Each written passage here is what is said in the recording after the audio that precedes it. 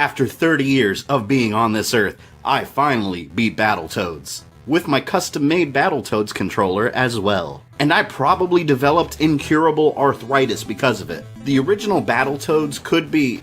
No, it is the hardest game I have ever played. And no, I don't mean the much easier Sega Genesis or Game Boy versions. I'm talking about the original NES Rage Fest. I understand there's hard games out there that people like to bring up, like Dark Souls or Bloodborne, but those are child's play compared to Battletoads. And I dare you to dedicate an entire afternoon to Battletoads if you don't believe me. It's a game that'll make you question every single video game accomplishment that you've ever earned. Am I really good at video games? Or have I just been coddled all these years by unlimited continues and checkpoints?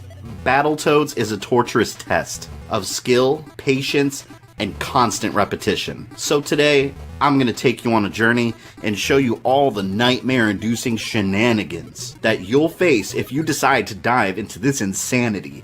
But let's answer a question for any viewers out there that might not be as familiar with Battletoads. Who are they? So let's take a step back in time to my childhood. Here's young Fabian opening his original Nintendo Entertainment System, completely unaware of the horrors that he would soon face.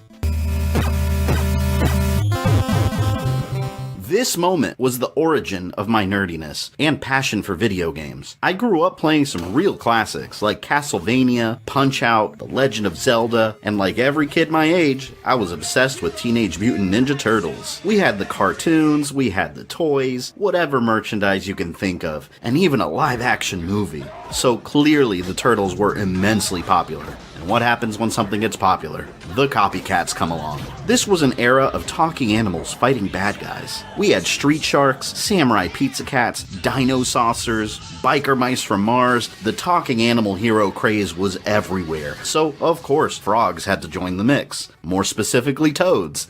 Battletoads. The game never talks about their origin, but a June 1991 issue of Nintendo Power included a comic that revealed it all. A scientist called Silas Volkmeyer, working for the Cycone Corporation, created a machine called the Game Generator that could create realistic virtual reality games. And he created their newest game, Battletoads, and 3 game testers, Morgan, Dave, and George, were hired to play the game. But of course, the Game Generator was actually a portal to a parallel universe ruled by the evil, half-naked, large-breasted Dark Queen. And the 3 game testers got teleported into that world, becoming the Battletoads. It's such a ridiculous origin, but then again, so is a mysterious ooze mutating turtles that learn martial arts and are led by a giant talking rat. Oh, and the Battletoads also have their own splinter, by the way, Professor T. Bird. And they even got to the point where they actually had a pilot for a cartoon TV series. It's really bad, and I'm glad it didn't last more than 1 episode. But to satisfy your curiosity, yeah, go watch it. It's bad.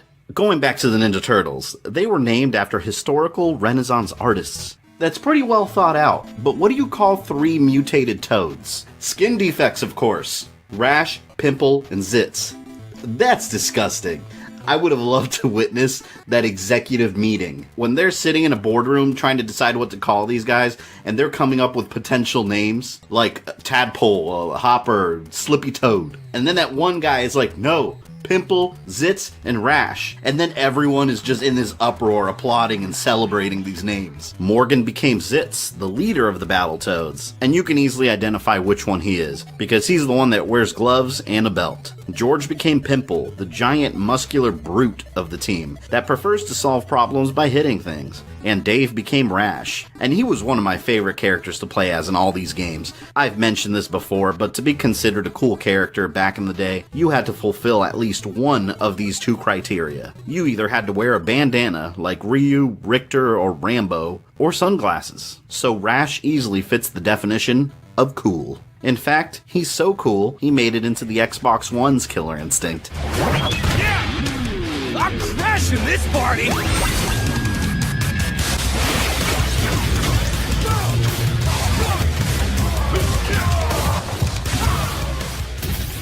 Now that we know who the Battletoads are, let's get to the game. It starts out with Pimple and Princess Angelica getting captured by the Dark Queen, and it's up to Zitz and Rash to rescue them and save the day. Battletoads is one of those games that deceives you. By playing the first level, it tricks you into thinking that it's actually not too hard. It's your standard beat-em-up game. You go from left to right, fighting bad guys and bosses by jumping and punching. And the animations are pretty awesome for an NES game. At the end of a combo, you can send your enemies rocketing off screen. Level 1 is pretty easy, with barely any enemies on screen, but you have to be careful with your jumps because you can easily miscalculate a jump, losing a life instantly. The first boss is some machine you don't even see on screen. The game switches to the boss's view as it aims at you, and when I saw this as a kid, I always thought it was the coolest thing, that you had to pick up objects and chuck them at your screen to beat the boss. I can't think of another game I had played at the time that did anything like this.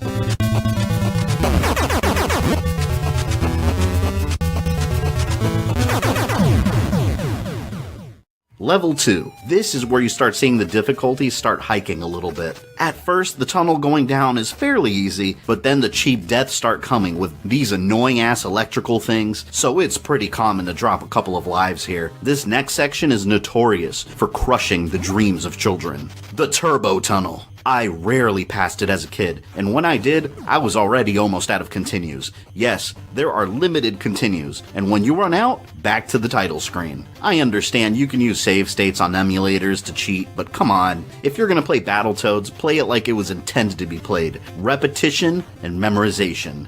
This turbo tunnel has no mercy. The speeder bike continues getting faster, with walls speeding by, and you need to move up and down, avoiding them and jumping over pits, having to time your jumps perfectly. Every checkpoint is a breath of fresh air, but this level is absolutely heart attack inducing.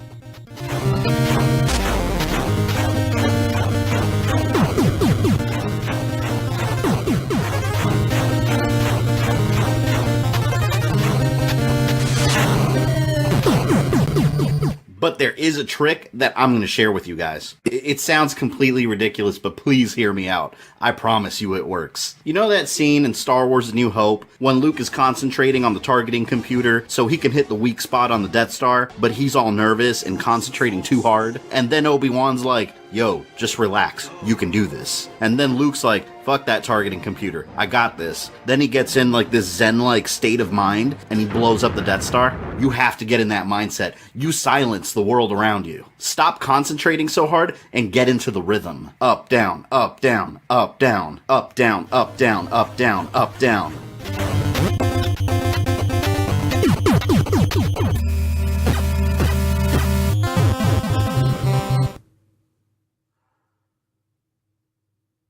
Of course, until you pass that section and accidentally miss a jump, sending you all the way back and pissing you off beyond belief.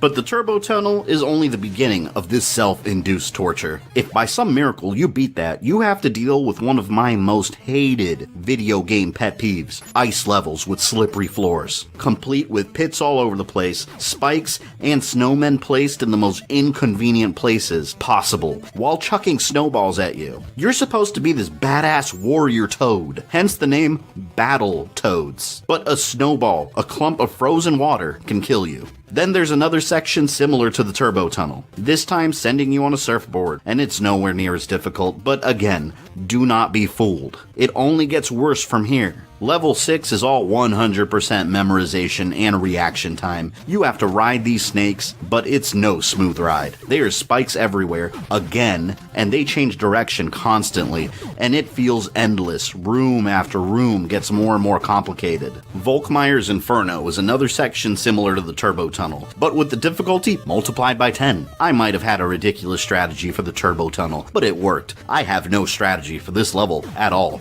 You have to develop Jedi reflexes suddenly, and it just speeds up more and more through its 4 sections. So have fun with that.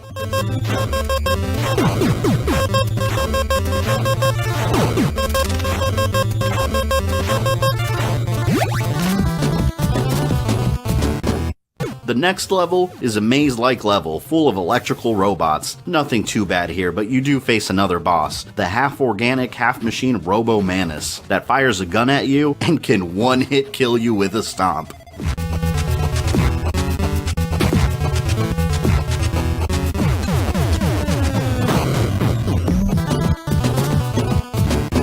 Then the half-underwater Terratubes have you hauling ass down several passages, hoping to survive with your lives running low, your continues depleted, and your palms sweating so much that the controller is slipping out of your hands. The next 2 levels prove how heartless the game developers were. When Battletoads came out, video games were designed for children, innocent children, who just wanted to enjoy their free time after school, playing rewarding video games. But instead, faced this ultimate cruelty. Level 10.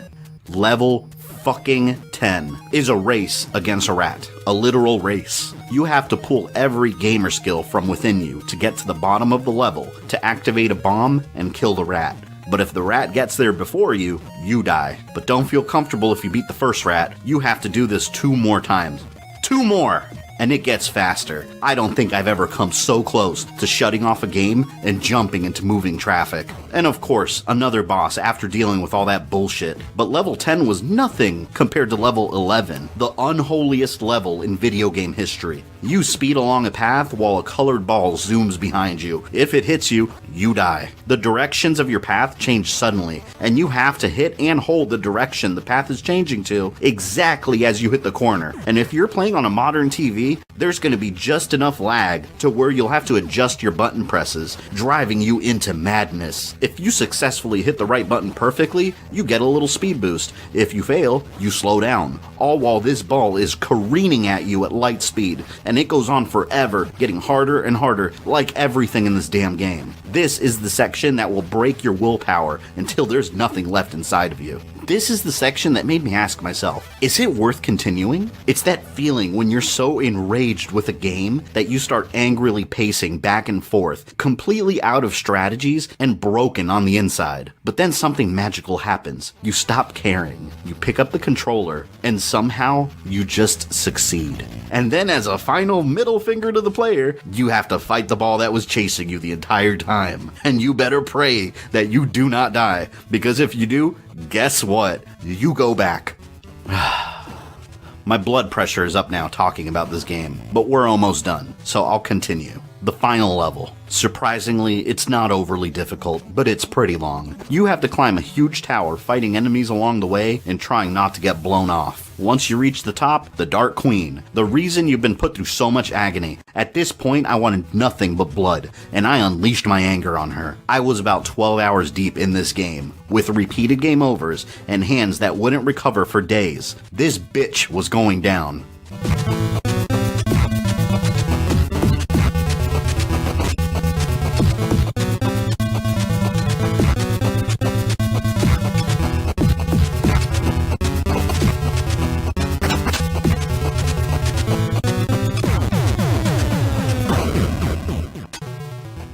After kicking her ass, Pimple and Princess Angelica are rescued, and the Battletoads save the galaxy from the Dark Queen. Battletoads has left behind an entire generation of crushed, defeated children. I was one of those survivors. As a grown man, yes, I beat the game. Will I ever do it again? Hell to the no.